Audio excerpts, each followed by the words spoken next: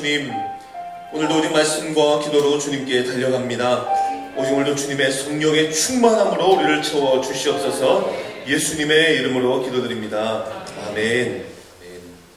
사도행전 23장 27절에서 24장 9절을 찾으셔서 함께 기도하실 때 오늘 하나님께서 우리에게 주시는 계시의 말씀으로 받으시기 바랍니다. 마지막 24장 8절과 9절은 함께 읽겠습니다. 제가 먼저 27절을 봉독합니다. 이 사람이 유대인들에게 잡혀 죽게 된 것을 내가 로마 사람인 줄 들어 알고 군대를 거느리고 가서 구원하여다가 유대인들이 무슬림으로 그들의 군대로 데리고 내려가더니 고발하는 것이 그들의 율법 문제에 관한 것뿐이요 한 가지도 죽이거나 결박할 사유가 없음을 발견하였나이다. 누가 내게 알려주기로 당신께로 보내며 또 고발하는 사람들도 당신 앞에서 그에 대하여 말하라 하였나이다. 보병이 명을 받은 대로 밤에 바울을 데리고 안디바드리에 이르러 이튿날 기병으로 바울을 호송하게 하고 영문으로 들어가니 그들이 가이사랴에 들어가서 편지를 총독에게 드리고 바울을 그 앞에 세우니 총독이 읽고 바울은 어느 영지 사람이냐 물어 길리기아 사람인 줄 알고 이르되 너를 고발하는 사람들이 오거든 내 말을 들으리라 하고 헤롯 공의 그를 지키라 명하니라. 닷새에 대제사장 아나니아가 어떤 청아들과 한 변호사 두블로와 함께 내려와서 총독 앞에서 바울을 고발하니라. 바울을 부르매 더들로가 고발하여 이르되 벨릭스 박하여 우리가 당신을 힘입어 태평을 누리고 또 이 민족이 당신의 선교도로 말미암아 여러 가지로 개선된 것을 우리가 어느 모양으로나 어느 곳에서나 크게 감사하나이다. 당신을 더 괴롭게 아니하려 하여 우리가 대강 여짜옵나니 관용하여 들으시기를 원하나이다. 우리가 보니 이 사람은 전염병 같은 자라 천하에 흩어진 유대인을 다 소유하게 하는 자요 나사렛 이단의 우르머리라. 그가 또 성전을 더럽게 하려 함으로 우리가 잡아싸우니 함께 있습니다. 당신이 친히 그를 신문하시랴 우리가 고발하는 이 모든 일을 아실 수 있나이다 하니 유대인들도 이에 참가하여 이 말이 옳다 주장하니라. 아멘. 전염병 같은 인생이라는 제목으로 박승규 담임 목사님 하나님의 말씀 선포하시겠습니다. 할렐루야. 우리가 인생을 살아갈 때 미리부터 어떤 결론을 내릴 필요가 없습니다. 왜냐하면 마지막이 어떻게 될지는 주님만 아시기 때문입니다. 그리고 모든 것들을 다 알 필요도 없습니다. 왜냐하면 때가 되면 하나님께서 한 가지 한 가지 우리들에게 알려주시기 때문입니다. 사도 바울의 인생을 보면 아주 신묘막측합니다. 어떤 때는 동족에게 배신을 당하고 억울하게 감옥을 갇히고 죽을 고비를 맞이합니다. 그런데 또 어떤 때는 죽음이 임박해서 말도 안 되는 로마 군인의 보호를 받고요. 그리고 보호하심과 지키심을 통하여 계속해서 하나님의 꿈을 이루어가는 모습을 우리는 보게 됩니다. 대제사장과 또 그리고 사도 바울을 죽이기 전까지는 또 먹지도 않고 마시지도 않겠다고 했던 40인의 그 특공대들이 이제 한 통속이 되어 작전을 짰습니다. 그것은 더 조사할 것이 있다고 사도 바울을 부르고 또 그리고 그것을 통해서 이제 사도 바울이 나오면 죽여버리겠다는 계획이었습니다. 아주 쉬울 것 같았던 이 계획이 바울의 생질이 그 소식을 우연히 듣게 되면서부터 그들에겐 일이 꼬이기 시작하는 겁니다. 생질이 사도 바울에게 이야기를 하고 사도 바울이 백부장에게 또 백부장이 천부장에게 이렇게 보고를 하게 되는 것입니다. 실질적으로 이런 모습들을 이렇게 보게 되면요, 이런 일들이 이렇게 진행되는 과정 속에서 이 대제사장이나 또 특별히 그런 40인 어떤 특공대 이들을 보면 아주 감정적입니다. 그러다 보니까 이성을 잃어버리는 모습들을 이렇게 볼 수 있습니다. 그래서 너무 이렇게 감정적이거나요, 너무 이렇게 복받치는 모습들, 또 그리고 너무 화내고 분내는 모습들은 실질적으로는 실수하기 쉽고 또 그것 때문에 몰락하기도 쉬운 것들을 볼 수 있습니다. 이제 천부장이 어떻게 할까 이 문제를 고민하다가 벨릭스에게 보내기로 결정을 합니다.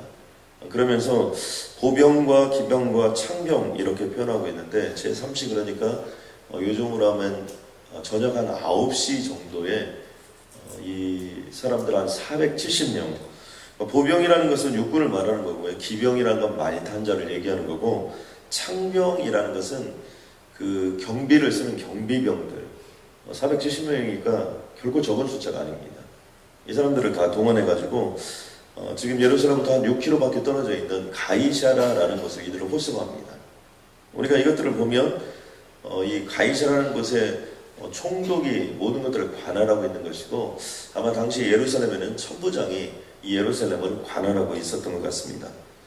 한밤중에 이렇게 호송을 하는 걸 보니까 유대인들이 얼마나 호전적이었는가를 우리는 생각해 볼 수 있는 겁니다. 왜냐하면 이거 정말 들켜서는 무슨 사단이 날 것 같으니까 한밤중에 조용히 모든 것들을 옮겨가는 모습들을 속에서 우리가 참 유대인들도 만만치 않다, 이런 생각을 하게 됩니다.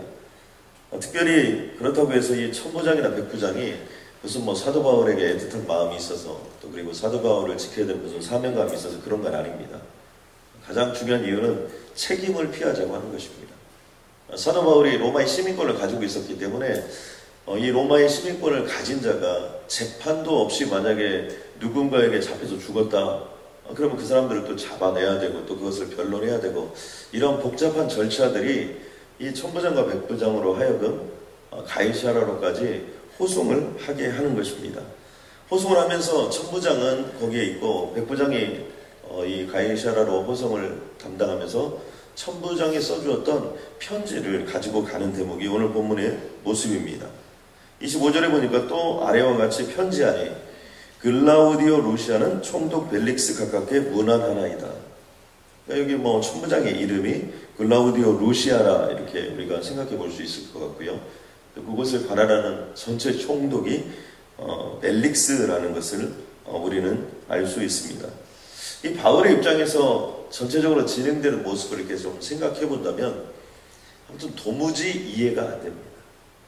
예루살렘에 와서부터 시작해서 뭐 특별히 잘못한 것도 없는 것 같고 선교 보고를 한 것밖에 없는 것 같은데 계속해서 감옥에 갇히고 또 자신을 죽이려는 특공대들이 발생을 하고, 또 뭐 죽을 것 같은 고비가 생기는데 로마의 군인들을 통해서 자신은 보호함과 지키심을 받고, 또 자신도 모르게 어디로 가는지도 모릅니다.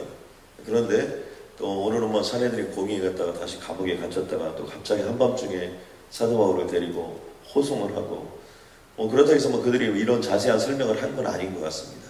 그러다 보니까 도대체 사도 바울이 생각하고 계획했던 대로 전혀 되지 않습니다. 3차 전도여행을 마치고 나름대로 사도 바울도 계획도 세우고 뭔가가 있었을 텐데, 그렇게 가지 말라고 사람들이 말렸음에도 불구하고 정말 성령님의 인도하심을 통하여 여기까지 왔는데, 여기까지 와고 나서도 해결된 건 아무것도 없고 이리저리 끌려다니는 신세가 된 것입니다. 다만 한 가지 분명한 것은 뭐냐면 이 모든 과정을 통하여 로마로 가고 있다는 사실을 우리 성경을 보는 우리들은 잊지 말아야 합니다. 여러분, 예수님의 생애도 마찬가지입니다. 예수님의 생애도 이렇게 살펴보면 당시에 로마의 군인들에게 말로도 할 수 없는 핍박을 받으시고요, 채찍에 맞으시는 여러 가지 과정이 등장합니다. 또 그리고 정말 이 잔을 피할 수만 있다면 피하고 싶었으나 로마의 군인들에 의해서 그 잔을 피하지 못한 채 십자가에 못 박혀 돌아가셨습니다. 그런데 바로 그 길을 통해서 어떤 일이 이루어지는 거냐면 인류의 역사의 모든 죄악을 사하여 주는, 그러니까 역설의 진리죠. 정말 그런 일이 일어나서는 안 되는데 그런 일이 일어남으로 인하여 예수 그리스도가 십자가에 못 박혀 죽는 정말 초유의 사태가 발생하지만 그 일 때문에 온 인류는 구원함을 받고 하나님의 역사가 이루어지게 되는 것을 볼 수 있습니다. 사도 바울도 마찬가지입니다. 역설의 진리입니다. 계속해서 어디로 가는지도 모르고 이리저리 끌려다니는 것 같지만 이 길을 통해서 그는 로마로 가고 있다라는 사실입니다. 저는 이런 것처럼 우리들의 인생도 마찬가지입니다. 때로는 다 이해가 되지 않고 막다른 골목길 같고 또 내일 일을 모르는 것 같고 내 인생이 어떻게 되는지 모르는 것 같지만 주님과 함께 하고 있는 일이라면 바로 그 길이 천국으로 가는 길인 줄로 믿습니다. 바로 그 길이 로마로 가고 있는 길인 줄로 믿습니다. 이렇게 시작해서 재판이 시작됐는데 무려 2년이라는 세월을 재판만 하다가 보냅니다. 정말 아마 사도 바울의 입장에서는 얼마나 답답했을까 그런 느낌이 듭니다. 그러나 최악의 방법 같지만 이 길이 최선의 방법이고 최상의 방법입니다. 로마에 가는 순간까지도 죄수로서 그곳에 가는 것이고 그곳에 가서까지도 죄인으로서 있습니다. 그러나 그 길을 통하여 가장 로마의 친일대들에게 복음을 전하는 거고 그것을 통해서 로마가 313년에 기독교가 공인이 되고 로마의 전 지역에 복음이 확산되는 결과를 초래하게 되는 것입니다. 시편 46편 10절에 보니까 너희는 가만히 있어 내가 하나님 됨을 알지어다. 이 모습을 보면요, 하나님께서 또 성령을 통해서 또 그리고 예수 그리스도를 통해서 말씀해 주신 것은 딱 하나입니다. 담대하라. 로마의 꿈이, 로마 선교의 꿈이 너를 통하여 이루어지리라. 이게 전부입니다. 그런 것처럼 하나님께서도 우리들에게 주신 꿈들이 있을 겁니다. 또 우리들에게 하고 싶은 일들이 있으셔서 오늘 우리를 이 자리에 불러주신 줄로 믿습니다. 오늘도 나의 생명을 하루 연장시켜 준 것은 우연히 우리를 연장시켜 준 것이 아닙니다. 하나님의 꿈을 이루기 위하여 또 하나님의 역사를 이루기 위하여 오늘 우리를 이곳에 존재하게 하였다는 것입니다. 그렇다면 우리도 그 꿈을 꾸고 그 꿈을 향하여 나아가는 겁니다. 동부사랑교회는 동부 지역에 예수 믿지 않는 5만 명의 한인들과 수십만의 타민족에게 복음을 전하는 것입니다. 저는 그날이 올 때까지 동부사랑교회가 복음의 진원지가 될 줄로 믿습니다. 3,300개 미전전국에게 복음을 전하는 것입니다. 한 종족 책임지고 나아가는 여러분의 인생을 꿈을 꾸게 될 때 그 꿈이 이루어질 때까지 여러분은 어떤 어려움이 거치고 어떤 환난이 와도 사실은 그 꿈을 이루어가는 과정이 되는 것입니다. 그로부터 5일이 지났습니다. 그러니까 벨릭스 총독에게 온 지 5일이 지난 다음에 이 대제사장 아나니아가 어떤 장로들과 또 그리고 한 변호사 더둘로라는 변호사와 함께 총독 앞에서 이제 사도 바울에 있었던 일들을 하나하나 고소하는 대목이 오늘 본문 가운데 등장하는데요. 고발하는 내용을 보면 세 가지입니다. 하나는 사도 바울은 전염병 같은 자라는 것입니다. 이 전염병 같은 자라는 것은 가는 곳마다 시끄럽게 하는 사람, 그런 사람이죠. 또 특별히 그 전 세계에 흩어져 있는, 당시 전 세계는 유럽인데요. 유럽에 흩어져 있는 유대인들을 만날 때마다 또 그리고 이방인들을 만날 때마다 그곳에서 소란을 일으키고 많은 사람들을 폄하했다는 겁니다. 또 그리고 그것을 통해서 강력한 영향력을 미치고 있는 자라는 것이죠. 언제나 똑같아요. 소요, 밀란, 폭동. 당시에 사람을 죽이려면 바로 그것밖에 없었던 것입니다. 마치 일제시대에 우리나라가 어떤 독립운동의 여러 가지 것들을 하게 되는데 아무튼 죄 없는 사람을 죽이려면 딱 하나입니다. 독립운동했다 그러면 끝이에요. 독립운동 자손이다 그러면 끝입니다. 그런 것처럼 소요, 밀란, 폭동 이것은 그 당시에 죄 없는 백성을 죽이는 가장 강력한 수단이었기 때문에 끊임없이 이것이 등장하게 되는 것을 볼 수 있습니다. 또 하나는 나사렛 이단의 우두머리라는 겁니다. 이 본디오 빌라도 총독이 예수 그리스도를 십자가에 못 박아 죽입니다. 결국에는 죽인 이유가 뭐냐? 그것은 이단자라는 것이죠. 그런데 지금 이 사도 바울이 누구냐? 쉽게 설명하면 나사렛 예수 그리스도를 믿는 그 이단자라는 겁니다. 그러니까 똑같은 부류들이니까 빨리 죽이는 게 좋다는 것입니다. 두말할 필요가 없다는 것이죠. 세 번째는 성적 모독죄입니다. 첫 번째, 두 번째가 로마에 관한 부분의 죄를 언급한 것이라면 이 세 번째는 바로 유대인의 입장에서 사도 바울의 죄를 묻는 것입니다.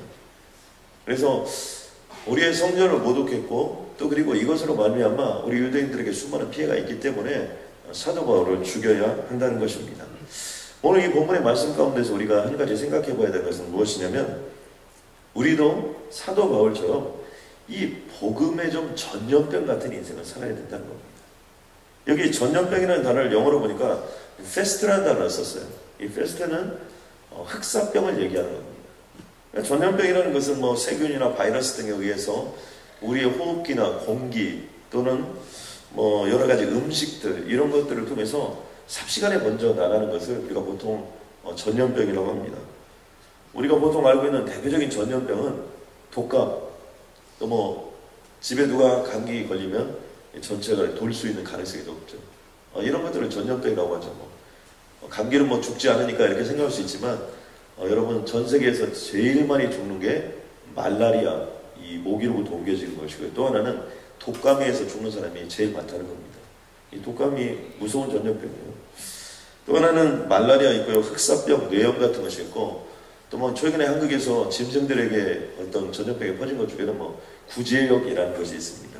이것도 한번 돌면요, 삽시간에 그냥 다 죽여야만 되는 이런 어려움들이 처하는 것을 볼 수 있습니다.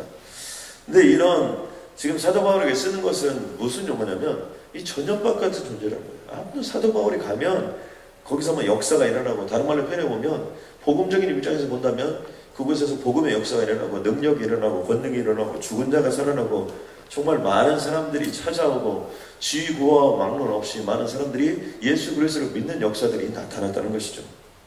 이런 긍정적인 측면이 강한 것을 가리켜서 요즘은 뭐 전염병이다 이렇게 하지 않고 아이콘이다 라는 단어를 쓰게 됩니다. 시대적 아이콘이다 뭐 이런 단어 많이 쓰죠.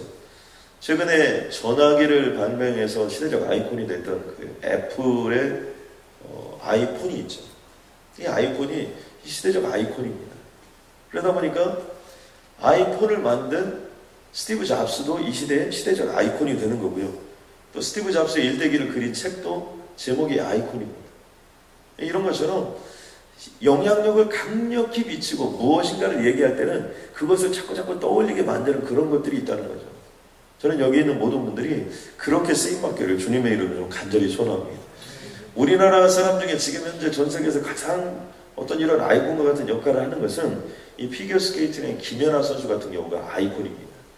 아무튼 피겨계에서는 어떤 뭐 동계올림픽이 벌어진다 그러면 김연아 선수를 떠올릴 수밖에 없습니다. 지난 1년 동안 출전을 하지 않았는데도 불구하고 여전히 유리라는 거예요. 얼마나 그동안 점수를 많이 따놓았는지. 기독교에도 보면 이러한 아이콘들이 좀 많이 있습니다. 특별히 미국 같은 데 보면 조나단 에드워드, D.L. 무디 선생 같은 경우, 빌리 그레이엄 목사님, 또 그리고 밀 브라이트, 존 파이퍼 이런 분들이 시대적 아이콘의 역할을 했습니다. 그 시대는 정말 부흥의 역사가 일어났고요. 또 그분들이 가면 놀랍게 회심하는 역사들이 나타났고요. 또 그리고 뭐 천막을 치고 하든 또 뭐 로즈볼 경기장에서 하든 상상할 수 없는 사람들이 모여서 하나님의 복음의 말씀을 듣고 그 영향력을 미치며 살았습니다. 그런데 참 안타까운 것 중에 하나는 뭐냐면 이런 시대적 아이콘들이 점점 약해지고 있는 듯한 느낌을 우리가 갖게 된다는 겁니다. 요즘에 이렇게 우리가 기독교계의 시대적 아이콘으로 이렇게 뜨고 있는 분들을 이렇게 보면 조엘 오스틴 목사님 같은 경우인데, 이 조엘 오스틴 목사님 같은 경우는 이 복음적인 거와 복음적이지 아닌 거의 경계선에 있어서 비판을 굉장히 많이 받습니다. 마치 다른 종교에도 구원의 길이 있는 듯한 어떤 이런 설명들, 이런 부분들이 굉장히 그 전에 뭐 빌리 그레이엄 목사님이나 어떤 무디 목사님 같은 이런 목사님들은 정말 존 파이퍼나 이런 설교를 들으면 막 정말 이렇게 날카로움이 있는데, 이 조엘 오스틴 목사님 같은 경우는 뭔가 복음적인 것 같은 것도 있으면서 뭔가 아닌 것도 갖고 이 경계선 속에 있습니다. 근데 또 교회는 굉장히 크단 말이에요. 미국이 제일 크단 말이에요. 그러니까 이게 좀 헷갈리는 겁니다. 또 뭐 그 외에는 어떤 빌 하이브리스나 류 워렌 목사님, 또 뭐 제가 모르는 분들이 많이 계실 텐데 제가 잘 모르는 거 보니까 아이콘들이 많이 등장하지 않은 건 아닌가 이런 생각들을 해봅니다. 아마 여러분들 이렇게 한번 생각해보면 요즘에 기독교의 아이콘이 누구지? 또 누구의 영향력을 우리가 많이 갖고 있지? 이렇게 생각해보면 여러분 특별히 떠오르는 분들이 그렇게 많지 않을 수도 있습니다. 한국도 마찬가지 상황입니다. 뭐 CCC의 김중호 목사님, 제자훈련의 오카노 목사님, 또 그리고 캐톨릭의 김수환 추기경님, 뭐 조영기 목사님 이런 분들인데 이런 분들도 이제 다 소천하셨거나 또 그리고 은퇴하셨거나 이런 모습들을 우리가 이렇게 보게 되는 모습들을 봅니다. 그러니까 한국도 어떻게 보면요, 이 아이콘, 어떤 전염병 같은 그런 인생들이 조금은 이렇게 위축된 어떤 그런 모습을 봅니다. 이민교회는 어떨까요? 이민교회도요, 보통 성도님들이 저희 교회에 이렇게 와서 이렇게 얘기를 세가지고 이렇게 얘기를 해보면 갈 교회가 별로 없다는 거예요. 그 얘기는 그만큼 영적으로 흡인력이 있고 정말 나는 저 목사님의 설교를 너무너무 듣고 싶다. 정말 한 번이라도 듣기만 하면 나는 다시 살겠다. 이런 시대적 아이콘들이 부재한 그런 시대 속에 살고 있습니다. 근데 중요한 것은요, 하나님의 마음입니다. 이분들의 공통적인 특징은 이분들이 뭐 대단히 뛰어나고 위대하고 이런 걸 얘기하려고 하는 게 아닙니다. 이분들의 삶의 여정과 과정을 보면 그분들이 원래부터 뭐 뛰어나고 위대한 그런 사람들은 없습니다. 특별히 고린도전서 1장에 보니까 형제들아 너희를 부르심을 보라. 하나님이 부르심의 모습이 있다는 거예요. 그 부르심의 모습 중에 하나가 뭐냐면 육체를 따라 지혜로운 자가 많지 아니하며 능한 자가 많지 아니하며, 아마 세상에서 뛰어나고 대단한 사람들, 그래서 이렇게 기독교에도 그런 분들이 많이 계세요. 뭐 유명한 가수였거나 또는 유명한 탤런트였거나 영화 배우였거나 이런 분들이 이렇게 복음을 믿고 예수 그리스도를 믿었던 사람들이 많은데 그분들이 뭐 이렇게 정말 시대적 아이콘으로 이렇게 등장하는 경우가 많지는 않습니다. 그런데 전혀 생각지도 않았던 정말 무명의 사람들을 하나님이 들어 쓰시는 경우가 굉장히 많습니다. 문벌 좋은 자가 많지 아니하며 이렇게 되어 있습니다. 그러니까 뭐 문벌 좋은 자가 많지 않았다는 것은 D.L. 모디 선생님 같은 경우는 돌아가시는 날까지 문법이 맞지 않았다고 합니다. 설교를 하면 저거 말이 안 되는 건데 밑에 있는 사람들이 그런 생각을 했다는 거죠. 그러니까 어떤 학문적 지식이 없는 분들도 쓰셨고요, 학문적 지식이 있는 분들도 쓰셨는데 또 뭐 그런 학문적으로 뛰어난 사람이 그렇게 많지 않았다는 것이죠. 하나님께서 세상에 미라는 것들을 택하사 지혜 있는 자들을 부끄럽게 하려 하시고, 하나님이 방법이 있는데 그것은 뭐냐면요, 정말 부족하고 연약하지만 하나님의 지혜로 하나님의 역사를 일으키는 사람, 그 사람을 통해서 세상을 부끄럽게 하는 것이 하나님의 목표입니다. 왜냐하면 세상의 악한 것들을 택하사 또 세상의 약한 것들을 택하사 하나님은 이 시대의 강한 자들을 부끄럽게 하시고 그것을 변화시켜 하나님의 살아계심을 드러내려고 하기 때문입니다. 저는 여기 있는 모든 분들도 그렇게 하나님 앞에 쓰임받기를 주님의 이름으로 간절히 소망합니다.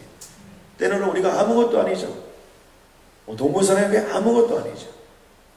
또 우리가 겨우 할 수 있는 것은 새벽에 우리의 자신을 산제사로 올려드리는 것밖에 없습니다. 이렇게 말할 수 있지만 하나님은 어떻게 말씀하십니까? 하나님께서는 세상의 천한 것들과 멸시받는 것들과 없는 것들을 택한다는 거예요. 그리고 그것을 택하여 있는 것들을 폐하여 버리고, 결국 왜 이렇게 하시냐? 이는 아무 육체도 하나님 앞에서 자랑하지 못하게 하려 하십니다. 지금 사도 바울이 로마를 향하여 갑니다. 근데 사도 바울이 한 일이 아무것도 없어요.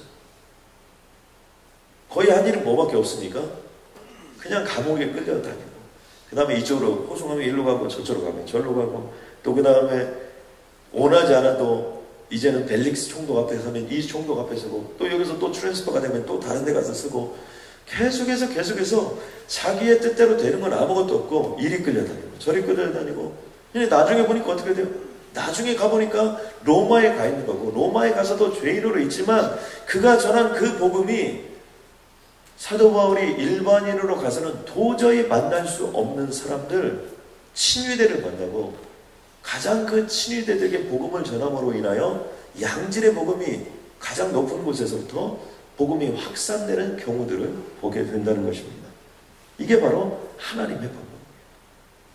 여러분, 그러므로 사도 바울이 스스로 자신을 고백하는 거죠. 나는 약함을 고백한다. 나는 정말 내 앞길을 전혀 알 수 없는 나의 어떤 무지함을 고백한다. 또 그런 것들을 자랑한다. 이런 것처럼 여기 있는 모든 분들도 때로는 이민자의 삶을 살면서 이럴 수도 없고 저럴 수도 없고, 어느 날 보면 내가 왜 여기에 서 있는가 이런 생각도 들고, 또 내가 지금 어디를 가고 있는가 이런 생각도 들고, 또 어떻게 미래를 헤쳐나갈까 근심과 염려 속에 있을 수 있지만, 주님과 동행하는 것이라면, 주님을 붙잡고 가는 것이라면 하나님께서는 여러분이 로마로 가는 곳, 정말 이 시대의 로마는 어딜까요? 제가 이렇게 생각해 보니까 5만 명의 한인들이 우리의 로마입니까? 3,300의 미전도 종족이 우리의 로마예요. 한 종족 책임지게 해달라고 여러분 기도하고 주님의 이름으로 나아가는 자에게 하나님은 전염병같이 우리를 사용하여 주실 것이고, 이 시대의 아이콘으로 들어서 하나님의 역사를 일으켜 주실 줄로 믿습니다. 저는 주님의 이름으로 선포합니다. 오늘 이 자리에 있는 모든 분들이 시대적 아이콘이 될 줄로 믿습니다. 여러분, 저는 이 동부산의 교회가 이 시대의 아이콘이 될 줄로 믿습니다. 여러분, 그것이 주님이 하시는 일입니다. 우리 한번 이 시간 마음으로 합심을 한번 기도할 때 나의 연약함과 부족함은 하나님 앞에 한번 고백하길 바랍니다. 하나님, 부족합니다. 연약합니다. 하나님, 그러나 나를 사용하셔서 여기까지 내 인생을 인도하여 주시니 주님 감사합니다.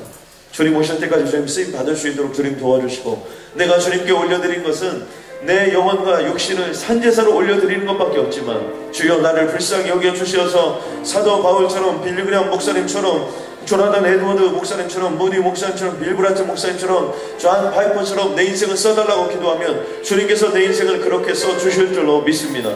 하나님, 세상에 미련한 것들을 택하사 지혜 있는 자들을 부끄러워게 하시는 주님을 바라봅니다. 세상에 천한 것들을 택하사 세상에 무엇인가 가졌다고 자랑하는 자들을 폐하시는 주님을 찬양합니다.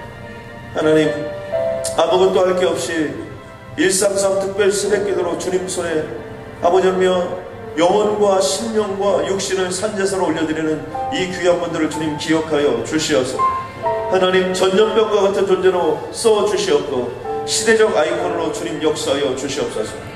하나님, 의인 10명만 있었어도 소돔과 고모라가 망하지 않았는데 하나님, 동부사역에는 133을 올려드리는 산제사 올려드리는 이 산제물들이 있기에 동부사역에 속한 모든 성도님들을 살려 주옵소서.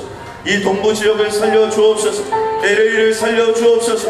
하나님의 기적같은 역사를 허락하여 주시옵소서. 가장 어려운 시대에, 가장 힘들고 고통스러운 시대에 주님께 성전의 건축을 올려드리며 아버지 하나님의 성전 건축이 축복임을 선포하고 나아가는 이 산제사 올려드리는 한 분 한 분들을 통하여 호황의 시대에 시대적 아이콘이 되게 하여 주시옵소서. 호황의 시대에 정금같이 쓰임받게 하여 주시옵소서. 호황의 시대에 날개를 달고 하나님의 영광의 보좌 앞에 쓰임받는 귀하고 복된 인생들 되게 하여 주시옵소서. 요셉은 무성한 가지, 샘 곁에 무성한 가지라 그 가지가 담을 넘었다고 말씀해 주셨는데 담을 넘는 축복들로 갈 길을 예비하여 주시옵소서. 위로 하늘의 복과 아래로 기쁜 샘의 복과 젖먹이는 복과 태의 복이 오늘 이 아침부터 시작될 수 있도록 주님 역사해 주시고 아버지 하나님, 이 오늘 한 날 동안에 기적같은 역사가 전해지는 한 날이 되게 하여 주옵소서. 예수님의 이름으로 기도드렸습니다. 아멘.